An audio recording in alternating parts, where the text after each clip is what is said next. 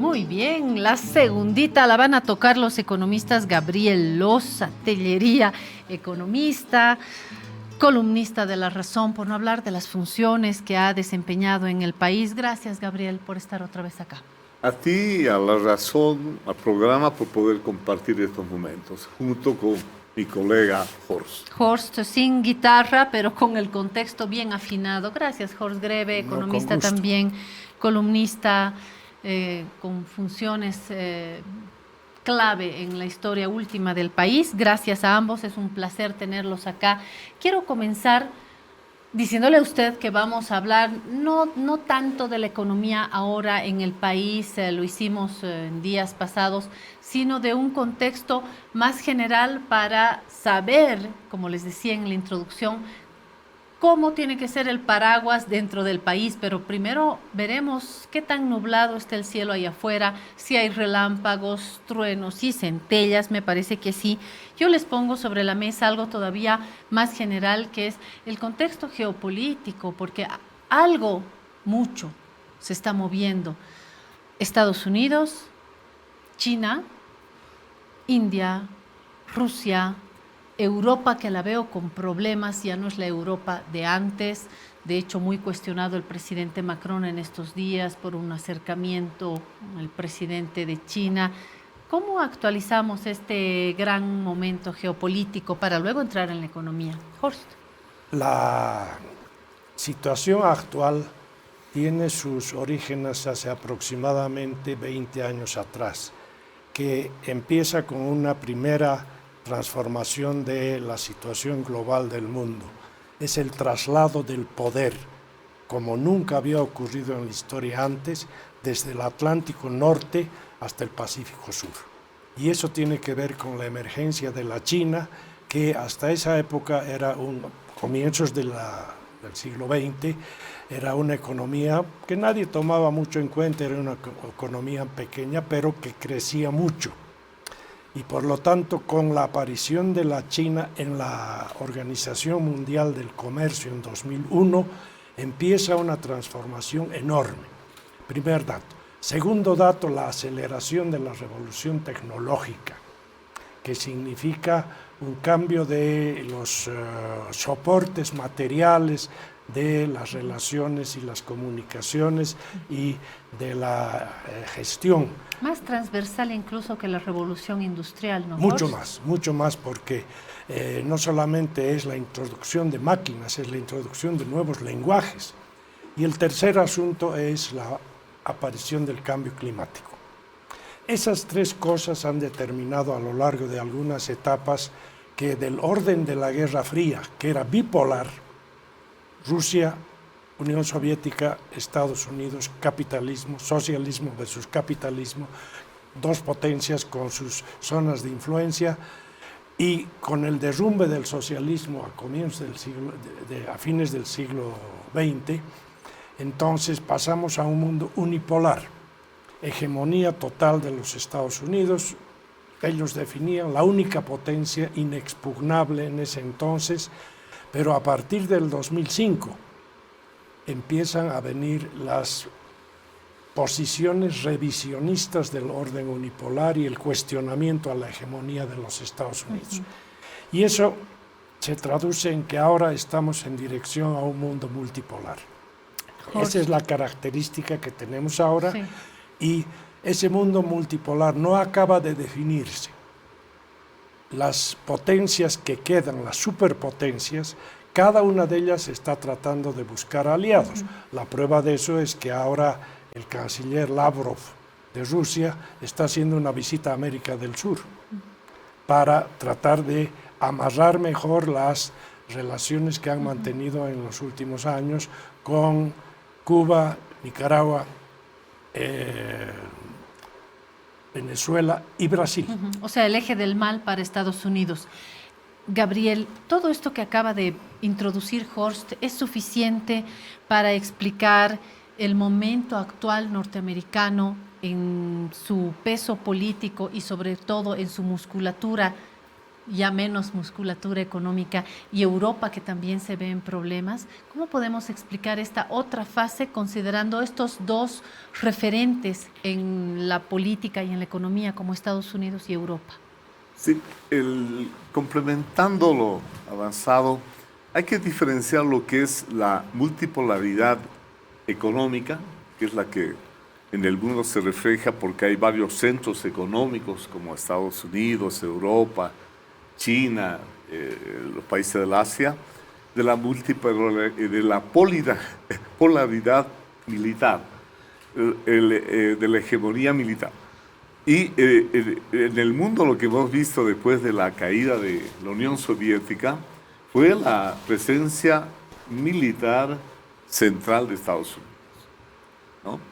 Ahora hay otra polaridad o multipolaridad que es ideológica. Entonces Estados Unidos asume que va a ordenar y ser la policía en el mundo, o sea, por su poderío militar. Pero económicamente, China, Europa, ¿no?, son potencias que disputan el tema económico. Entonces, lo que se está haciendo es un nuevo desorden mundial que llamo, del que se había construido después de la Segunda Guerra. Nos costó 2 guerras construir un nuevo orden mundial. Y ese orden mundial, como se relata, se vino y abajo con esta polaridad militar, multipolaridad económica y bipolaridad ideológica. Entonces, este contexto es la tormenta un poquito perfecta que se dice para lo que es la crisis económica mundial, que es el tema que está desembocando ahora y que nos afecta a todos.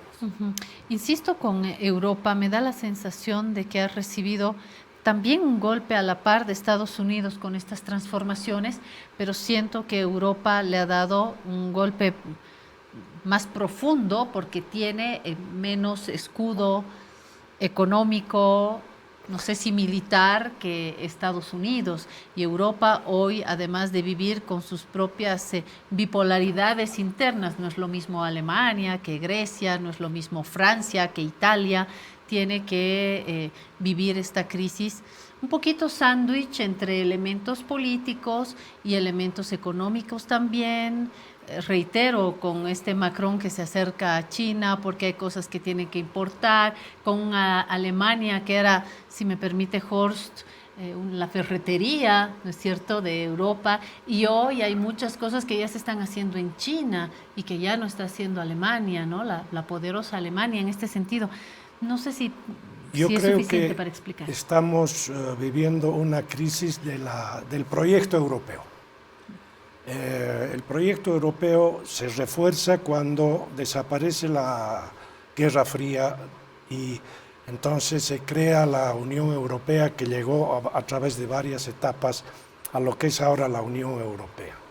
Pero con la invasión de Rusia a Ucrania y el predominio que dentro de las relaciones europeas con Rusia adopta lo militar.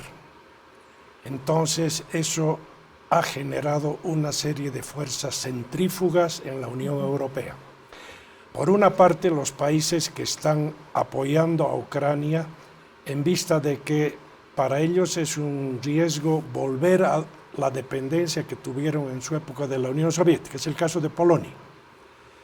Un país que tiene también un antecedente de relaciones con la Unión Soviética es Hungría. Y también hay otros que son los de la franja del Báltico. Entonces, todos estos países tenían de alguna manera relaciones diferenciadas con Rusia, la Unión Soviética, con respecto a lo que era en el otro extremo España, Portugal, etc. Y la imposición norteamericana sobre las determinaciones europeas en materia de su defensa, su seguridad y sus relaciones energéticas ha generado una reminiscencia golista. De Gaulle, en su momento, dijo que Europa tenía que ser autónoma de los Estados Unidos y tenía que tener su propia seguridad, su propia política exterior y su propia influencia en el mundo. Macron está reviviendo eso y está poniendo, obviamente, un conflicto en los dos más importantes países de Europa, que son Alemania y Francia. Solo que la Francia de De Gaulle no es la misma que la de Macron, ¿no? No, por supuesto. Pero Francia es la que tiene el poder atómico, que es algo muy importante, porque antes estaban Inglaterra y Francia con poder atómico. Inglaterra se ha salido de la Unión Europea. Alemania tiene una dependencia muy grande de los Estados Unidos por la debilidad de su aparato de defensa de los aspectos militares. Fabrican muchas armas, pero no las usan. No son para ellos, son para la exportación. Entonces, lo que era la Unión Alemania-Francia ahora se ha separado. Scholz, el canciller alemán, ha corrido a una reunión privada con Biden hace un par de semanas para reforzar la alianza, mientras Macron está jalando en la otra dirección. Así es. Entonces hay una situación muy compleja en Europa hoy en día, que es la consecuencia de la reaparición como una potencia de Rusia. Obama dijo que Rusia era una potencia regional, y eso ofendió mucho a los historiadores, pero al propio Putin, que no es una idea de yo soy solo una potencia regional, yo soy una potencia mundial. Entonces tenemos una disputa como superpotencias mundiales, al menos entre tres: Estados Unidos, China y Rusia. Rusia tiene un poder nuclear que hay que respetar y la pone como superpotencia. Una serie de otras potencias que están alrededor como aliadas de unos y otros, pero con alianzas que no son todas uniformes. La propia China, respecto de Rusia, ha reforzado la posición de que ellos son el hermano mayor y Rusia es el hermano menor. Y algunos hablan de un cierto vasallaje. Entonces está hecha la economía y la geopolítica global una situación transitoria muy confusa. Y hemos pasado... Y se están reordenando las cosas y han aparecido grupos de poder importantes en el mundo. Los árabes petroleros han aparecido como un grupo poderoso. Y la pregunta nuestra debe ser: ¿y qué pasa con América Latina? Exacto. Y ahí estamos nosotros huérfanos de poder actuar con una sola voz. Y el mundo árabe, que no solamente muestra un poder en lo económico, en lo político, en lo mediático, no por nada el último mundial fue donde fue y tuvo la repercusión que tuvo, y Ronaldo ahora en el mundo árabe y sus hijos aprendiendo árabe. No es poco lo que estoy diciendo. Hemos pasado del Rocky 4, ¿se acuerdan de Rocky 4? Sí. De él con el ruso a este Chenco total, donde vamos a ver cómo salimos y qué pasa con América Latina. Todo esto sirve de alfombra para explicar los grandes desafíos de la economía, más que desafíos, los problemas más agudos, Gabriel. Bueno, toda esta disputa geopolítica ha acelerado lo que se denomina la fragmentación económica. Siempre nos han dicho la economía global, la globalización, y todo ese discurso ahora ya no aparece. Lo que estamos hablando, pelear contra los chinos, contra los rusos, sanciones, guerra. Por lo tanto, y repliegues económicos también, exacto, ¿verdad? Es una fragmentación económica, y dentro de eso, lo que hablamos de Europa, Europa ha pasado a una debilidad económica donde el euro, el área del euro, este año entraría en estancamiento, crecimiento cercano a cero. Pero Alemania, la potencia que hablamos, entraría en recesión según el Fondo Monetario Internacional.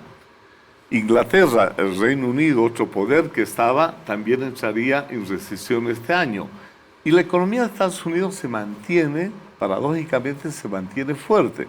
No está entrando en recesión Estados Unidos porque todos pensaban. Entonces aquí parece que los socios de Estados Unidos están pagando las cuentas de la OTAN con el problema que se tiene con la guerra.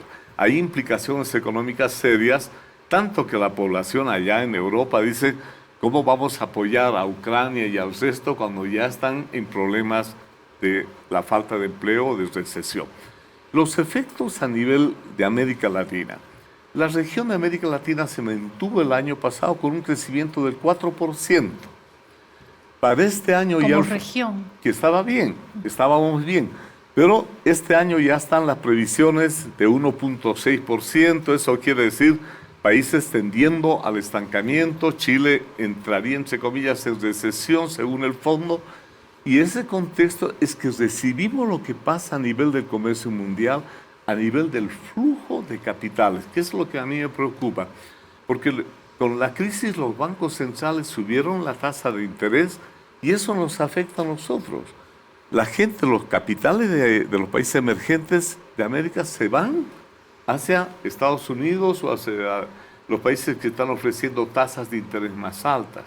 Se imagina que ha subido la tasa de interés cercana a 0 a 4% en promedio a nivel mundial, y nuestras economías que estaban con tasas bajas de interés reciben el efecto de pagar su flujo de capital, se nos va.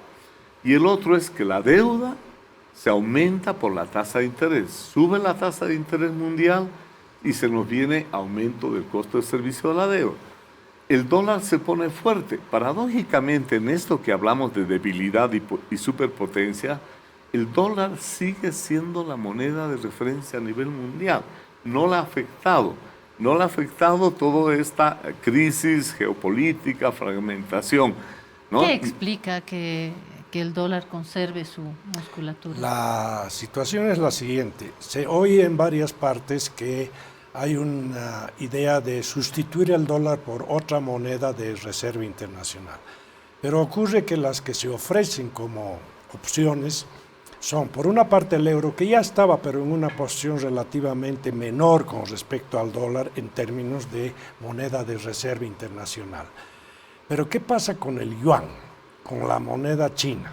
No es convertible, no es una moneda que circula internacionalmente y que la China se compromete a respaldar con su política monetaria, que entre y salga flujos monetarios. ¿Y por qué sucede esto? Porque es una economía que no es una economía, llamémosle, de funcionamiento básicamente a partir de reglas de mercado, sino es una economía planificada con decisiones administrativas de la política. Ese es el principal problema para que el yuan sea una moneda de reserva internacional. Si se forman zonas de influencia, como en su época fue el bloque Rusia y todos los países de Europa del Este socialistas, entonces en ese bloque una moneda no convertible puede funcionar como reserva, pero solo para ese bloque, no para afuera, porque afuera no la reconocen, ¿no? Entonces yo creo que ahí hay un problema para todos aquellos que están diciendo vamos a crear una moneda. Y también al aquí final este respaldo depende al final del día de un tema político ideológico. Y de magnitud. Para que una moneda sea de reserva internacional tiene que tener la economía que la respalda o cuya moneda es una magnitud importante a nivel global, a nivel del comercio internacional, de los flujos de pagos, etcétera, ¿no? En América del Sur se ha hablado desde Chávez en su época la creación de una moneda única y no funciona porque el comercio interno de América del Sur es 20% y todo lo demás es con economías externas, asiáticas, europeas, Estados Unidos, etc. Entonces, como unidad de pago, como una cosa que puede llegar casi a una situación únicamente de compensación de pagos al final del día, puede ser una idea, pero no para generalizarla y no para darle dinamismo a toda la economía. O sea, y eso si no, de la moneda es una posición que en muchos aspectos es una posición político-ideológica. Sí, si no preguntemos a la Unión Europea, o mejor, a los países con una economía más sufrida, cómo les costó pasar al euro, ¿no? Claro. Bueno, los alemanes también no querían cambiar su marco por el euro, ni qué decir de los ingleses. El franco también muy fuerte, pero a los griegos, a los italianos, fue un parto pasar al euro, ¿no? Claro, porque ahí lo que se mide es la competitividad y la productividad de las economías. Entonces, el euro salió casi como el reemplazo del marco, de la economía más productiva, más competitiva de la zona del euro, y fastidió enormemente a Grecia, España, Italia, etcétera. Pero ahí los europeos hicieron algo que es lo que se necesitaría para compensar, los fondos de compensación que les dieron a las economías para que se modernicen, creen la infraestructura, etcétera. Entonces, si bien el marco que se convirtió en euro le dio una potencia muy grande y un predominio económico financiero a Alemania, pero crearon los fondos de compensación que fueron aprovechados en algunos casos de una manera extraordinaria. Portugal se transformó enormemente gracias a los fondos de compensación de Europa. Sí, aunque les exigieron mucho también, ¿no? Y ahí claro. las resistencias y los sufrimientos en las poblaciones, ¿no? Claro, pero Francia, con De Gaulle, que había mencionado, fue el que exigió a Estados Unidos en 1960 que pague en oro lo que el dólar respaldaba, porque salió que el dólar tenía su equivalencia, su referencia al patrón con el oro, que era convertible con el oro. Y De Gaulle tenía reservas en Francia y quiso que sea efectiva. Y eso dio lugar al nuevo orden internacional, el nuevo cambio de los 70 sobre los tipos de cambio y a la no convertibilidad en oro de las monedas. Pero los países europeos, sí, son los que tienen el mayor nivel de reservas en oro, de sus reservas internacionales. Primero están los países europeos. Bolivia estaba con 60% de sus reservas en oro, pero era que se protegieron con el dólar. El yuan está en parte de las divisas. Es 4% de las reservas internacionales que están en yuan. Está también el dólar canadiense, está el dólar australiano, están otras con pequeñas porciones, pero son parte del concepto de divisas. Son parte de las reservas internacionales según el fondo, que es lo que hace. Pero Estados Unidos es 60% de las divisas. Pero además, los propios chinos tienen bonos del Tesoro de Estados Unidos, es decir, sus capitales están en dólares. Cuando hablamos del comercio, sí, hay una parte del comercio que ya es menos Estados Unidos, más China, Europa. Pero en términos de flujo de divisas, bonos del Tesoro y capitales, gran parte de las transacciones son en dólares, ¿no? Entonces, el mundo te da un mundo geopolítico, geomilitar, pero económicamente tiene otras características y lo que nos preocupa es la fragmentación. Y como dice mi papá, el dólar es el dólar. Así es. Dicho esto, ¿qué hacemos en América Latina?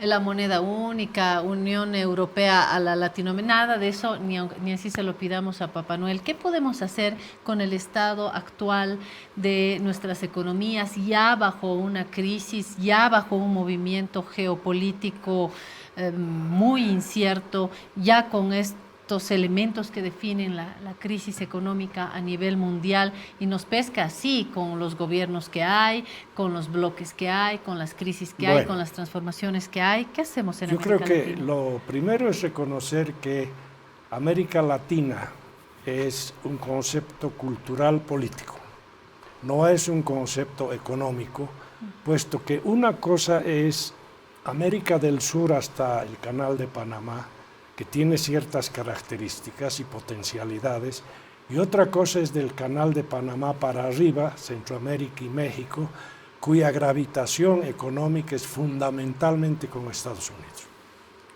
Entonces, ahí hay una dificultad muy grande de conciliar la inserción internacional y los intereses del bloque de México hasta Panamá, incluyendo Centroamérica y el Caribe, y el bloque de América del Sur. Entonces, para los fines económicos y políticos, diría yo, hay que pensar como bolivianos en América del Sur. Culturalmente, en el mundo de América Latina, e incluso, si quieren ustedes, Iberoamérica más, con Portugal y España, ahí formamos una cosa cultural, que podemos defender el idioma, la ñ y no sé qué cosa. Pero para los fines prácticos de la economía, América del Sur es el concepto sobre el cual hay que trabajar. Y esa puede ser una unidad que se presente con una voz propia en el concierto de las naciones, en las negociaciones del futuro orden de seguridad, de política y económica a nivel global, con una pequeña dificultad. La mitad de América del Sur es Brasil, y Brasil no juega necesariamente a representar a América del Sur en sus posiciones internacionales. Defiende sus intereses nacionales. Y eso es un dilema para los demás. Sin Brasil, América del Sur es muy débil. Con Brasil es una potencia importante que puede tener una autonomía. Y ya la tiene hasta cierto punto en sus relaciones porque tiene más comercio con la China que con Estados Unidos, como América del Sur. El tema es la región. Antes era América Latina, ahora América Latina y el Caribe que se denomina. Estaba hablando de América del Sur. Bueno, ¿qué pasa en América Central y México? Por ejemplo, México ha planteado una integración con un plan antiinflacionario.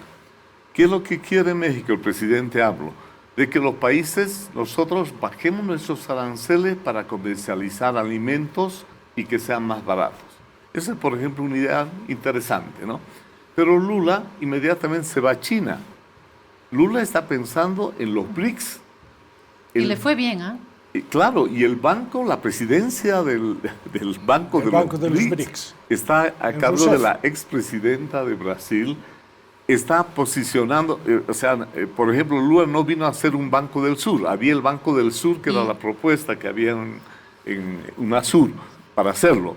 Brasil no estaba, y Brasil está pensando en los BRICS. Por lo tanto, hablar de América del Sur con o sin Brasil va a configurar un panorama económico. Quiero aprovechar para recordar a la gente, miren, vamos a mirar rápidamente este mapita para comenzar con lo que planteaba Horst, ¿no? Ahí bien delgadito, ahí está Panamá, el canal de Panamá, que es donde Horst hace el corte, ¿no es cierto?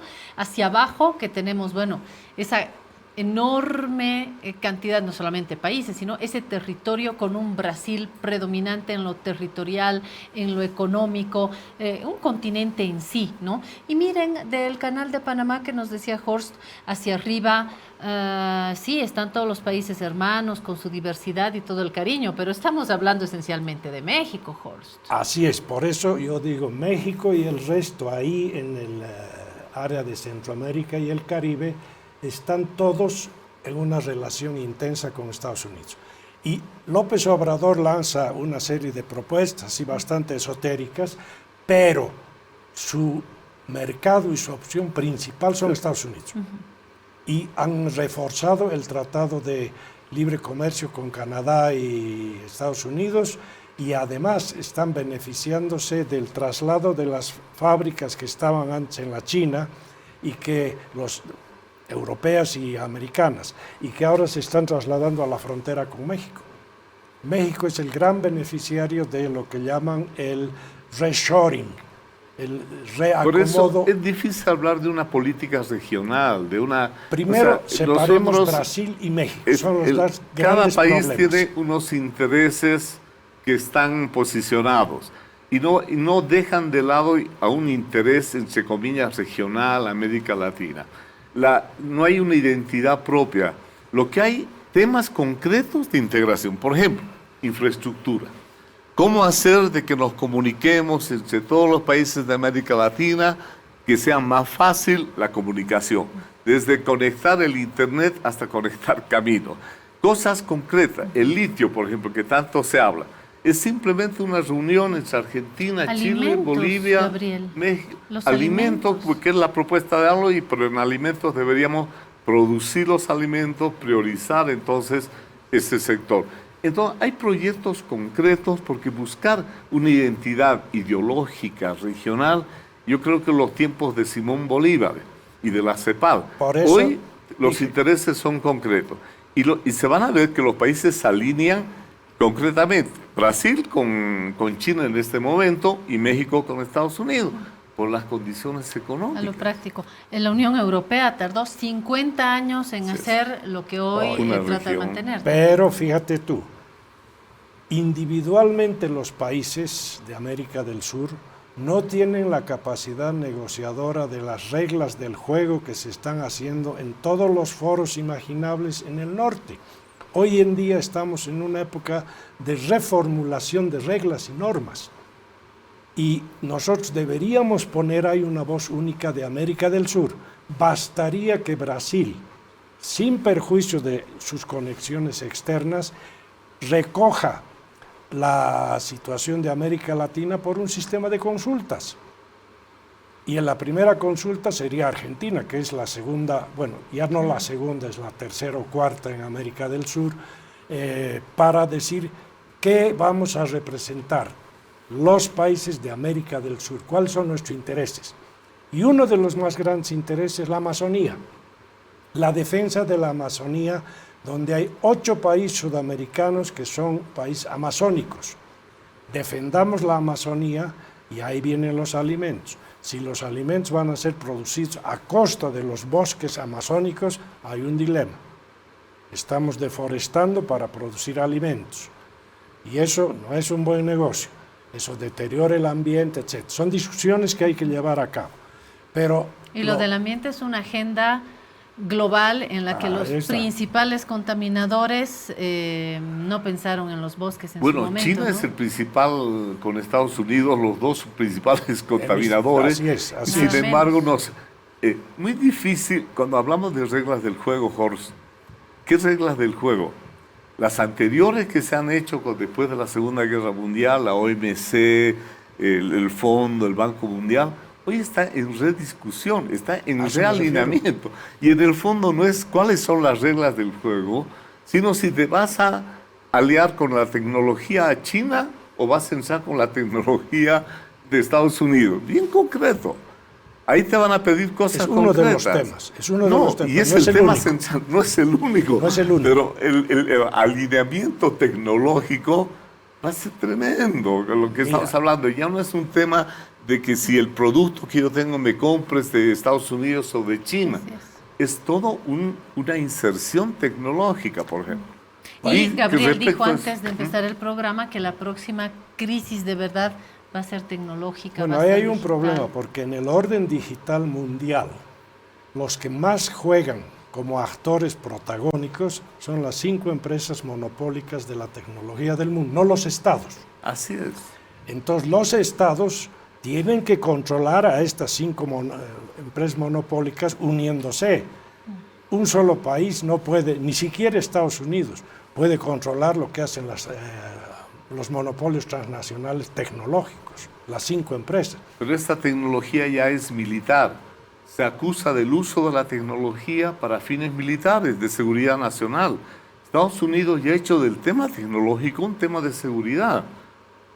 Así. Además, con perdón, TikTok. Gabriel, exactamente. Es decir, nosotros hemos puesto nuestro mapita porque así nos hemos movido desde el inicio de los inicios, ¿no es cierto? Territorialmente, que los continentes, los intereses, los gobiernos, los océanos, y ahora estamos frente a un otro mapeo que no tiene que ver con las fronteras, ni con los imperios, ni con que son el propietario de TikTok, el propietario de Google, el propietario de no sé qué. Acuérdense que en nuestra última mesa de economistas se cortó internet y se acabó todo, nos fuimos a nuestras casas, no pudimos acabar el programa. Entonces, para controlar a los monopolios hay que poner acuerdos, y uno de los primeros acuerdos es la tributación, porque esos monopolios no tributan correctamente. Entonces, si se ponen de acuerdo un suficiente número de países, van a poder imponer la tributación justa a estos monopolios. Y la normativa, no solo la tributación. Y después viene el uso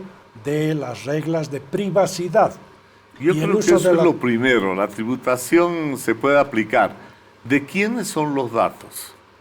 La salida de datos, la filtración de Estados Unidos, por ejemplo, es un problema, inclusive con la guerra con Ucrania. Y Estados Unidos está espiando no solo a los enemigos, sino a los aliados, por ejemplo. Entonces, cuando tú dices son las 5 empresas las que tienen los datos, ¿cuál es la relación y propiedad de los países? En última instancia son los países los que lo toman. Los datos ahora es el nuevo recurso militar, económico. Es que los estados contratan a las empresas. Los datos ahora son más que el petróleo. Así es. Se ha convertido en un recurso económico. Y ese está en disputa por la propiedad de 5 tecnológicas y o ahí 20. viene el tema de la privacidad, porque las tecnologías se pueden utilizar para los fines de la interconectividad y la vista en tiempo real de lo que está ocurriendo en el mundo, o para hacer control sobre las poblaciones a partir de la identificación facial y otros datos. O sea, depende del régimen político para qué se utiliza la tecnología. Y en eso tenemos que tener también nosotros una intervención en la negociación. No podemos ser solamente tomadores de reglas, que las reglas las hagan otros y nosotros somos los que tenemos que acatarlas. Hay que participar en el debate sobre las reglas. Y para eso tú tienes que capacitar gente capaz de entender lo que es una tecnología, la inteligencia artificial y todas esas cosas. No lo puedes hacer en cada país. Por eso la unificación de intereses en una institución como UNASUR podría servir para tener una norma sudamericana sobre el uso de la tecnología con fines de represión política.